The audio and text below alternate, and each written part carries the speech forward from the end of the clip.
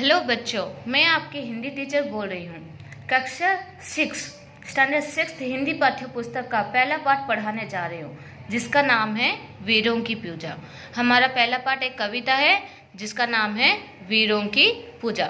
इस कविता के कवि श्याम नारायण पांडे हैं। इस कविता के कवि कौन है? श्याम नारायण पांडे।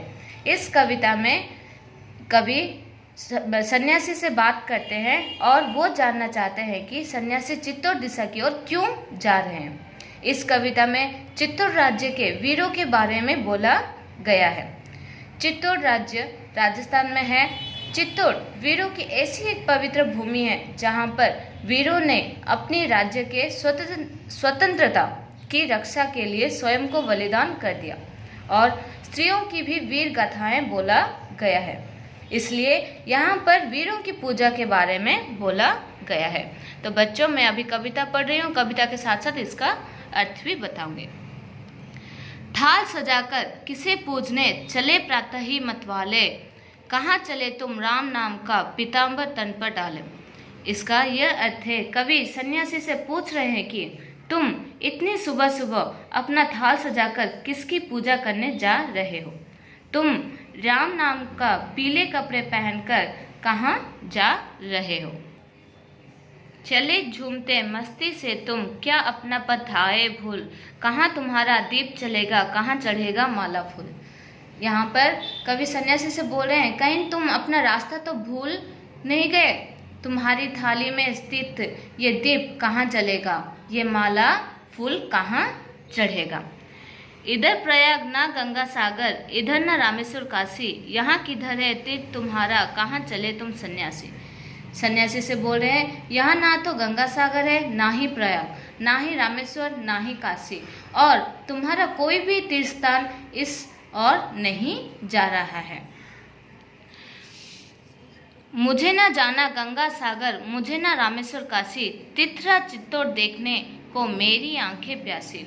वहाँ पर सन्यासी कवि से बोल रहे हैं कि मुझे गंगा सागर या रामेश्वर या काशी नहीं जाना है, मेरी आंखें तो तिथरा चित्तौड़ को देखने को प्यासी है।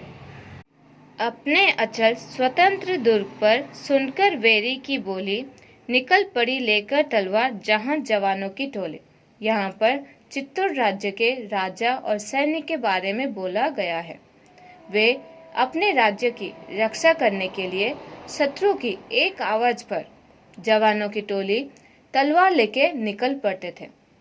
उनके दुर्ग हो या राज्य की रक्षा के लिए वहाँ के राजा हो या प्रजा, वो अपने प्राणों की बलिदान देने के लिए भी तैयार हो जाते थे।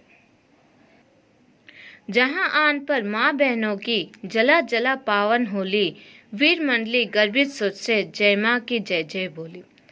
सुंदरियों ने जहाँ देश हित जौहर व्रत करना सीखा, स्वतंत्रता के लिए जहाँ बच्चों ने भी मरना सीखा। इसका यह अर्थ है, यहाँ पर सन्यासी चित्तौड़ राज्य के स्त्रियां और बच्चों के बारे में कवि को बोल रहे हैं। आन का मतलब है इज्जत।